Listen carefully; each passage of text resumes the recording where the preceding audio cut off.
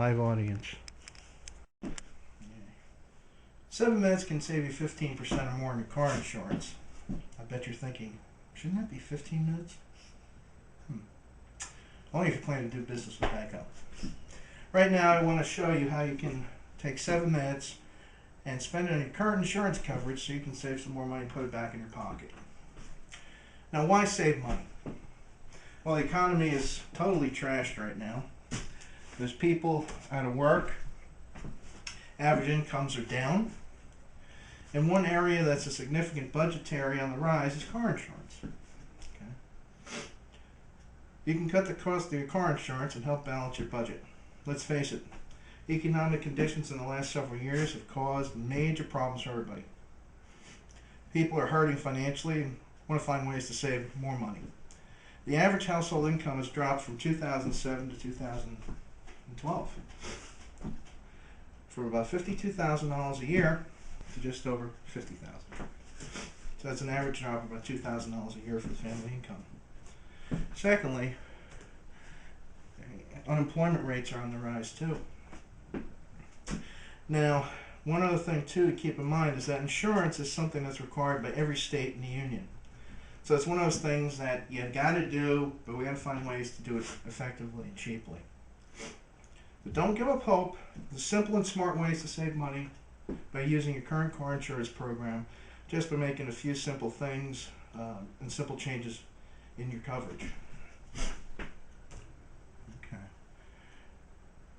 Now, some of the things you might want to consider when looking at trying to save money. First of all is, what's the age of your vehicle? If it's an older car, probably you don't need as much coverage on it as you did when you first had it new. The second thing you might want to consider too is something called physical damage coverage. What that is some people know it as full coverage. So that if your vehicle gets damaged, your insurance will pay to fix your car, even if you're at fault. Another one is medical payments. Now, if you have health insurance through work or through the state or through some kind of program, you probably won't need medical payments. Or another thing, uninsured or underinsured motorist. That also can be affected by whether or not you have health insurance coverage. Now, as you're probably aware, as we've covered before, you got to have auto insurance to drive a car. Every state has minimum requirements for car insurance. And if you don't maintain it, you have significant financial and procedural consequences. Like, for example, in the state of Pennsylvania, if you don't have insurance more than 30 days, you lose your right to register your vehicle. So you lose your registration privileges. So you can't drive your car anyway. Okay? The insurance coverage that you already have is probably still a very good source of cutting expenses. And we want to look at some more ways of taking a look at the coverage. We looked at some of them regarding some of the aspects of your age of your vehicle, physical damage, etc. Now, another area to look at is your limits of insurance. You might have too much insurance. For example, what kind of limits are you carrying for bodily injury and property damage? What that is if you hit someone, you're at fault. How much coverage do you have for their injuries and for the damage you cause with your vehicle? The second thing is deductibles. Deductibles are usually found on the physical damage coverages, and those deductibles are what comes out of your pocket to help repay to get your car fixed. So if you can afford to have a higher deductible, you can lower your premium that way. One final area is other coverage limits. There are some other coverage limits that we looked at. For example, the uninsured, underinsured motorist coverages. Those can have some tweaks to it that can really affect the bottom line on your insurance price. Okay? Now, there's some tricks that insurance companies don't want to talk to you about. For example, a lot of companies won't tell you the more insurance you write with them, the more you save. So if you combine your homeowner's insurance and your auto insurance, or life insurance, or maybe you rent an apartment, you can have renter's insurance.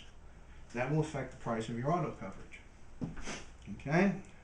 Minimum limits. Dropping your coverage down to whatever the state minimums are. There's a caution there. There's actually some coverage, some companies that will charge you more for taking less coverage. And the reason being is that by having more insurance, you're being more responsible. And if you're being more responsible, they're going to cut your price, make it more attractive for you. So in thinking, I'm going to save some money here, at the end of the day, you're hurting yourself financially. You're also putting yourself in a situation where if you're at fault, you technically could be owing a lot of money to other people. Okay. Now, the eventualities are not every program's perfect. You can't always find ways to cut your price. Okay, some things to keep in mind. When is a good time for me to move my insurance? Well, if you can't reach your target price of at least 15% reduction, that's one time that says, let me go shop. Let me go look around for other coverage. If you can't afford to stay, real simple. If you can't pay your bills other than your car insurance because your car insurance is too much, it's time for you to move or get rid of your car. Okay? The sad truth is that if you're in that situation, you may not be able to afford a car. Bus passes, good option. So, what I wanted to say is if you could take 7 minutes, spend it looking at your current insurance program, you probably can save yourself a bunch of money and help yourself through these hard economic times. Thanks for stopping by. Woo! All right.